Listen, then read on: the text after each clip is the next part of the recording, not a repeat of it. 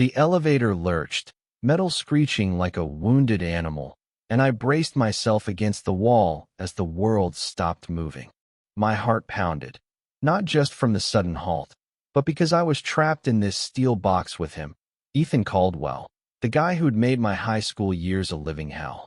Chicago's skyline glittered through the glass panel behind us, indifferent to the panic clawing at my chest.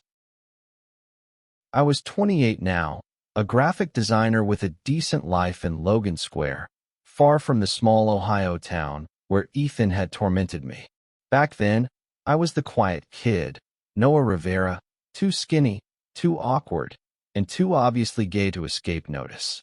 Ethan, with his broad shoulders and quarterback swagger, had led the charge, taunts in the locker room, shoves in the hallway, and that one humiliating day when he'd scrawled "faggot" on my locker in red marker. I'd spent years burying those memories, but now here he was, standing 2 feet away, his leather jacket scuffed, and his blue eyes avoiding mine. "Sorry," he muttered, not looking up from his phone, which he was tapping frantically, trying to get a signal. The emergency light flickered above us, casting his face in sharp angles. He was still handsome. Damn him. His jawline sharper now, his blonde hair cropped close, but the years hadn't erased the knot of resentment in my gut. "Don't talk to me," I snapped, my voice sharper than I intended. I pressed the emergency button again, the buzzer echoing uselessly. The air felt thick, the walls too close. I wasn't claustrophobic, but being stuck here with Ethan was its own kind of suffocation. He glanced up, finally, his eyes catching mine for a split second before darting away. "Noah, don't." I cut him off, my hands curling into fists. "You don't get to say my name like we're friends." The silence that followed was heavier than the stalled elevator. I leaned against the wall, trying to focus on the city lights beyond the glass, the distant hum of traffic 30 floors below. This was supposed to be a quick trip, drop off a portfolio at a client's office in the Loop, then head home to my cat and a glass of wine. Instead, I was trapped with the ghost of my past, and the air was crackling with everything we weren't saying. Ethan shifted, his boots scuffing the floor. "I didn't know you'd be here," he said quietly, like that explained anything. I'm here for a job interview." "Good for you," I said, my tone dripping with sarcasm. "Hope you're better at interviews than you were at not being a complete asshole." His jaw tightened, but he didn't bite back. That surprised me. The Ethan I knew would have thrown a jab, something cruel and cutting. Instead, he shoved his hands into his pockets and stared at the floor like he was the one trapped. For a moment, I almost felt bad, almost. The elevator groaned again, and my stomach dropped. "Great," I muttered, checking my phone. No signal, no service, just me, Ethan, and the ghosts of a decade ago. "Look, I know you hate me," he said suddenly, his voice low but steady. "And you've got every right. But we're stuck here, so maybe we can just talk." "Talk?" I laughed, bitter and sharp. "You think I want to talk to you? After everything you did?" He flinched, and for the first time, I saw something flicker across his face. Guilt, maybe, or something deeper. "I was a kid, Noah," he said. "A stupid, messed-up kid." "Yeah, well, so was I shot back. "And I didn't spend my days making your life miserable." He didn't respond, just leaned against the opposite wall, his shoulders slumping. The silence stretched on, broken only by the faint hum of the emergency light. I wanted to scream, to demand answers, to ask why he'd singled me out all those years ago. But the words stuck in my throat, tangled with the fear that I didn't want to know. Instead, I slid down to the floor, my back against the cool metal wall, and closed my eyes. Maybe if I ignored him, this would all just disappear. The elevator, the memories, him. But Ethan's presence was impossible to ignore, like a storm cloud in the tiny space. I could hear his breathing, uneven and too loud, and it grated on my nerves. "I'm sorry," he said, so softly I almost missed it. My eyes snapped open. What? I'm sorry, he repeated, louder this time, his voice raw. He was looking at me now, really looking, and there was something in his eyes I'd never seen before, something that made my chest tighten in a way I didn't understand. Don't, I said again, but my voice wavered. You don't get to just say sorry and make it okay. I know, he said, his voice breaking. I know it doesn't fix anything. But I need you to know I didn't mean it. Not the way you think. I stared at him, my heart pounding. What the hell does that mean? He opened his mouth, then closed it, like he was wrestling with something too big to say. The elevator felt smaller, the air thinner. I wanted to push him, to make him spit it out, but part of me was terrified of what he might say next. The silence between us was a living thing, pulsing with years of unspoken pain. Ethan's words hung in the air, heavy and unfinished, and I couldn't shake the feeling that something was unraveling. I stood up, needing to move, needing to break the tension before it suffocated me. What do you mean, not the way I think? I demanded, my voice echoing in the cramped space. You made my life hell, Ethan. You don't get to rewrite history just because we're stuck here.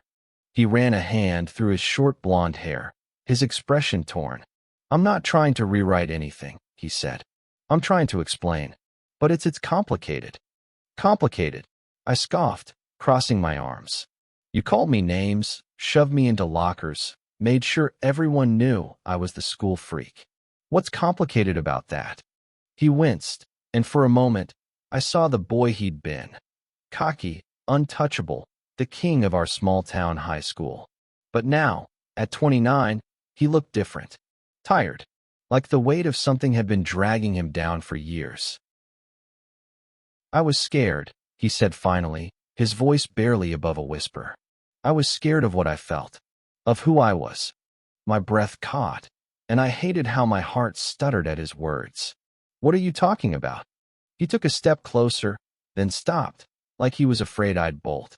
Noah, I wasn't just some dumb jock picking on you for fun. I was trying to keep you away. To keep myself away. I stared at him, my mind racing. This wasn't making sense. Ethan Caldwell, the golden boy, the guy who'd had every cheerleader fawning over him, was scared? Of me? Of himself? The idea was so absurd I almost laughed, but the look in his eyes stopped me cold. There was no lie there, only a raw, desperate honesty that made my stomach twist. You're not making any sense, I said, but my voice was softer now, less certain. He let out a shaky breath, his hands clenching at his sides. I liked you, Noah. Back then, I liked you, and I didn't know what to do with it. I was a kid in a town where being like that wasn't okay. So I pushed you away. Hard. The words hit me like a punch, stealing the air from my lungs. I wanted to call him a liar, to tell him he was full of shit, but the way his voice cracked, the way his eyes searched mine for something, forgiveness, understanding, anything, made it impossible to dismiss. You're saying you bullied me because you liked me? I asked, my voice trembling with disbelief. That's your excuse? It's not an excuse, he said quickly. It's the truth. I was terrified of what I felt for you.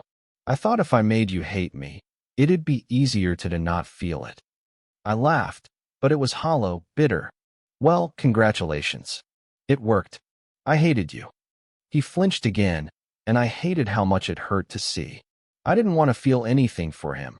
Not anger, not pity, nothing. But the walls of the elevator were closing in, and so were the walls I'd built around those high school years. I don't expect you to forgive me, he said, his voice low. But I need you to know I've carried it with me. Every day, the way I treated you, it's my biggest regret. I didn't know what to say. Part of me wanted to scream, to tell him his regret didn't erase the nights I'd spent crying, the years I'd spent rebuilding myself. But another part of me, a smaller, quieter part, wanted to believe him, wanted to understand. The elevator groaned again, a low, ominous sound that made us both freeze. This thing better not drop, I muttered, trying to shift the focus to escape the intensity of his confession. It won't, Ethan said, but his voice was distracted, his eyes still locked on me. Noah, don't. I cut him off, my heart racing. Just don't say anything else. Not right now. He nodded, but the air between us was electric, charged with too many emotions I wasn't ready to name. I sank back to the floor, my knees weak, and he did the same, sitting across from me. The distance between us felt both too vast and too small. For a while, we just sat there, the hum of the emergency light filling the silence. My mind was a storm, anger, confusion, and something else I didn't want to acknowledge. Ethan's confession had cracked something open, something I'd buried deep. And as much as I wanted to hate him, I couldn't ignore the way his words had shifted the ground beneath me. Time dragged in the elevator, each minute stretching into eternity. My phone battery was at 12%, and the emergency button had long since stopped working. Ethan sat across from me, his knees pulled up, his head resting against the wall. He looked less like the bully I'd feared and more like a man haunted by his own choices. I wanted to stay angry, to hold on to the resentment that had kept me safe all these years. But his confession had lodged itself in my chest, a splinter I couldn't ignore. Why now? I asked, breaking the silence. Why tell me this now, after all this time? He lifted his head, his blue eyes catching the dim light. Because I didn't think I'd ever see you again, he said. And then you walked into this elevator, and it felt like fate or something. Like I was being given a chance to make it right. I snorted, but there was no heat in it. Fate? You sound like a bad rom-com.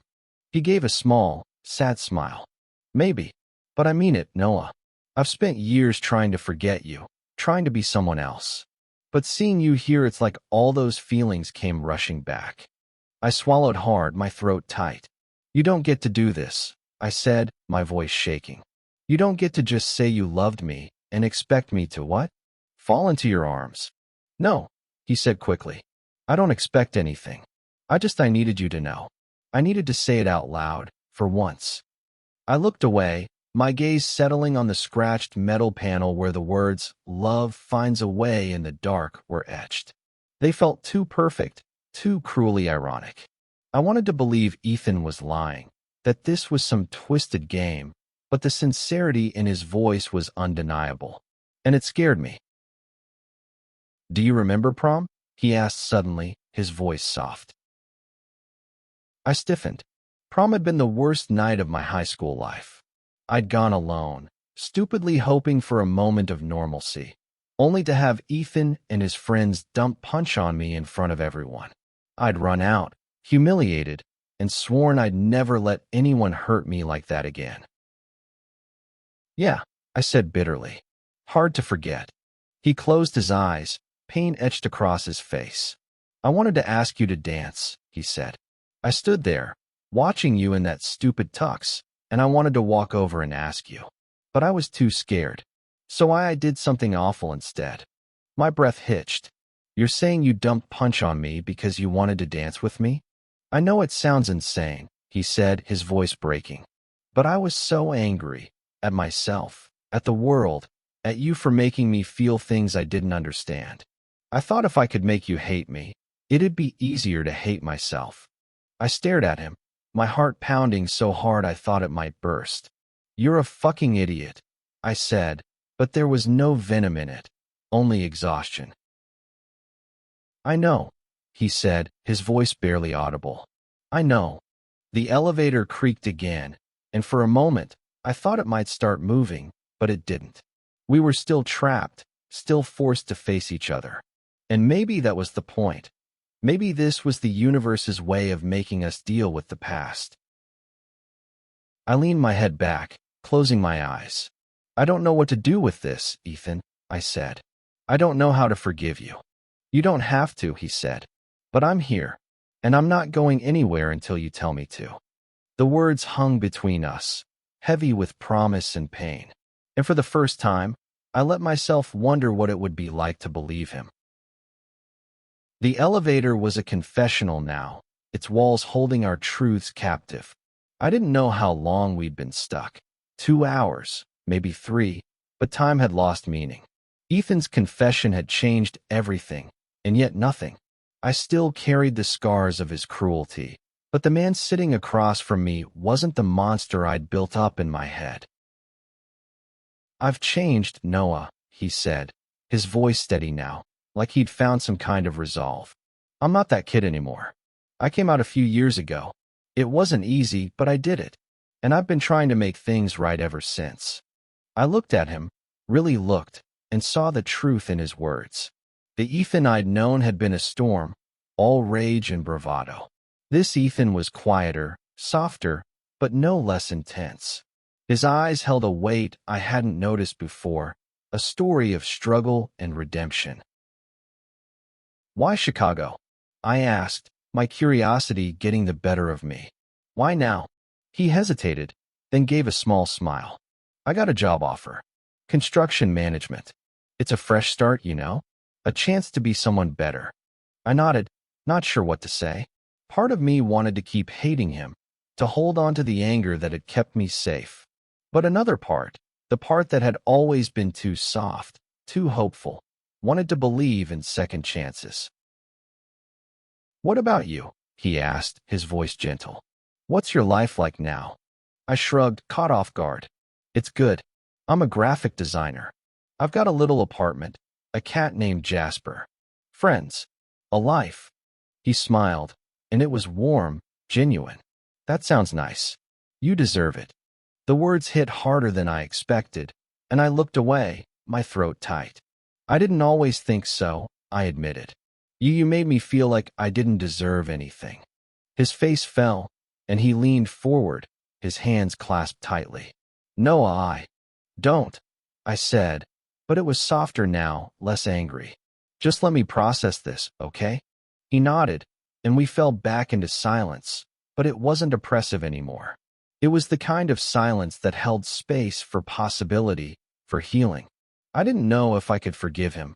Not yet, but I was starting to see him as more than the bully who'd haunted me. The elevator jolted suddenly, and we both froze as it began to move, the lights flickering back to full brightness. My heart sank, though I couldn't say why. Maybe because this moment, this fragile truce, was about to end. The doors opened on the ground floor, and a maintenance worker greeted us, apologizing profusely. I stood, my legs shaky, and Ethan followed, his eyes never leaving me. "Guess we're free," I said, my voice flat. "Yeah," he said, but he didn't move. "Noah, I'd like to see you again, if you're okay with it." I stared at him, my heart a tangled mess of fear and hope. "I don't know," I said honestly. "But maybe." His face lit up, not with triumph, but with something softer, gratitude. "Maybe. That's enough," he said. "For now." We stepped out into the lobby, the world loud and bright after the dim intimacy of the elevator. I didn't know what came next, but as I glanced back at Ethan, I realized something. The past didn't have to define us. Not anymore. Maybe love, like the words etched on that elevator wall, could find a way in the dark.